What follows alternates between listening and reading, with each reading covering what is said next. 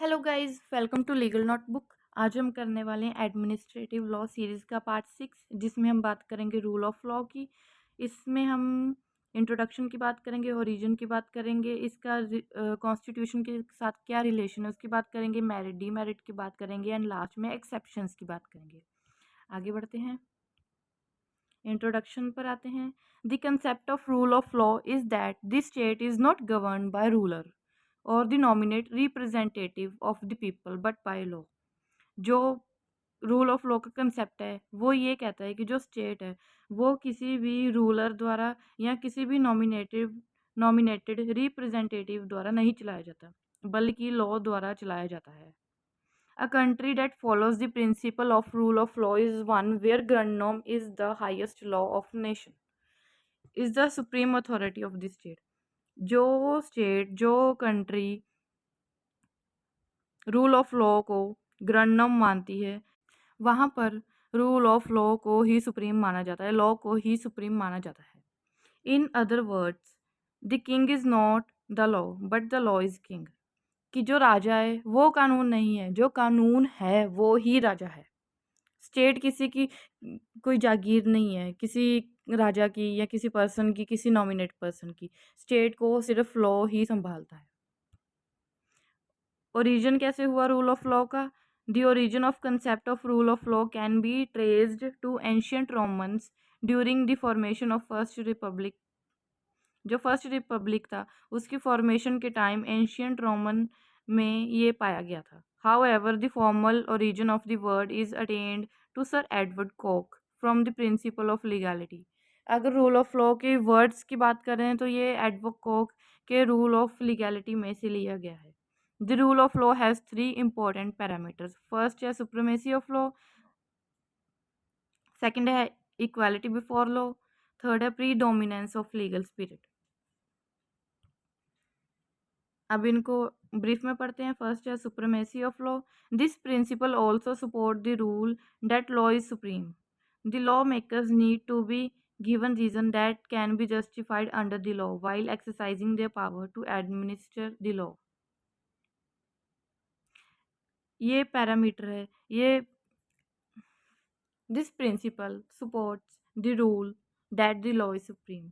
जो law makers हैं उनको भी एक जस्टिफाइड रीज़न देना पड़ता है अपनी पावर को एक्सरसाइज करने के लिए। जो लॉ है वो सबसे ऊपर है, लॉ से ऊपर कोई नहीं है, लॉ की सुप्रीमेसी ही हर जगह है। इवन कि लॉ मेकर्स को भी लॉ के अकॉर्डिंग ही लॉ बनाना पड़ेगा। Equality before law. This parameter tries to ensure that law is applied and enforce in just manner. In just manner, this is other word means that no discrimination shall be done among the place on the basis of caste, creed, sex, birthplace, color। कि हाँ, सीधी सी बात बोली गई कि कोई भी discrimination है वो बर्दाश्त नहीं करी जाएगी किसी भी कास्ट के लिए, बर्थ प्लेस के लिए, है ना, कलर के लिए। जो इक्वालिटी है वो लॉ से भी ऊपर है। हर जगह पर, हर एक प्लेस पर इक्वालिटी का होना ज़रूरी है। थर्ड पैरामीटर बात करता है pre dominance of legal spirit की। The concept rule of law can only be followed in true spirit if there is an enforcing authority which tries to incorporate legal spirit amongst the all institution of the government. This in their word means that legislature, executive, judiciary shall be governed by law itself। Predominance of legal spirit में ये बोला गया है कि जो rule of law है वो true spirit की बात करता है। कोई भी अथॉरिटी, कोई भी इन्फोर्सिंग अथॉरिटी है, अगर वो लीगल स्पिरिट के साथ किसी भी तरह से इनकॉर्पोरेट करती है तो लॉ खुद अपने हाथों में एग्जीक्यूटिव, जुडिशरी, लेजिस्लेचर का सारा काम ले लेता है। फिर relation of rule of law and constitution of India. In India, the concept of rule of law can be traced back to Upanishad. However, in the modern day as well, scheme of Indian constitution is based on the concept of rule of law. The framers of the constitutions were familiar with the concept of rule of law as given by Dicey. They modify the concept of rule of law according to the constitution. अगर ancient India में बात की जाए तो उपनिषद में भी rule of law मिलता है।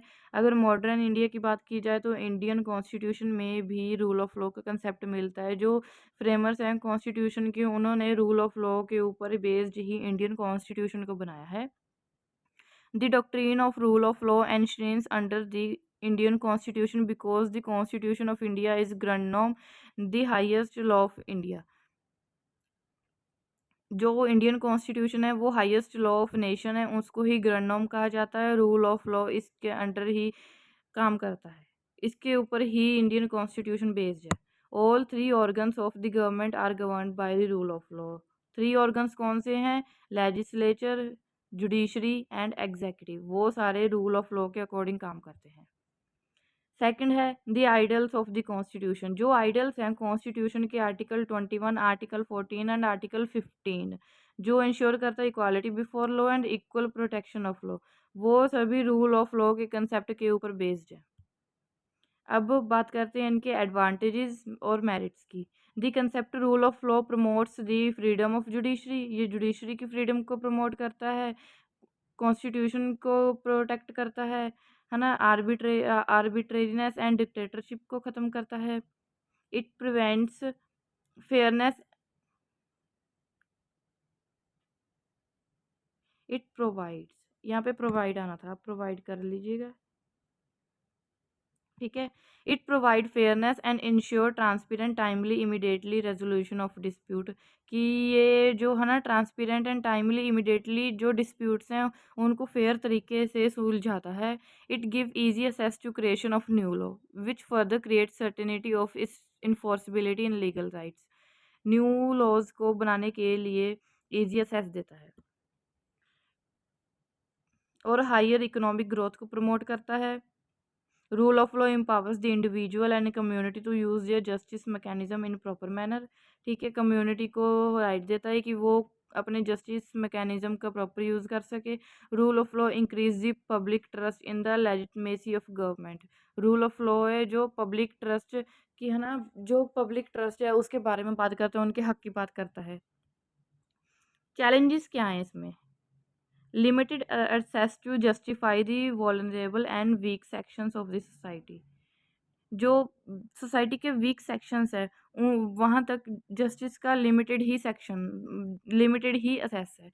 मतलब कि जो वीकर सेक्शंस है वो हर कोई एबल नहीं होता है कि हर कोई अपने जो राइट्स हैं उनके लिए लड़ सके, उनके लिए पैसे खर्च सके। मे बी वो एक्सपेंसिव हो, इसका प्रोसीजर एक्सपेंसिव है, आप सबको पता है कितना एक्सपेंसिव है।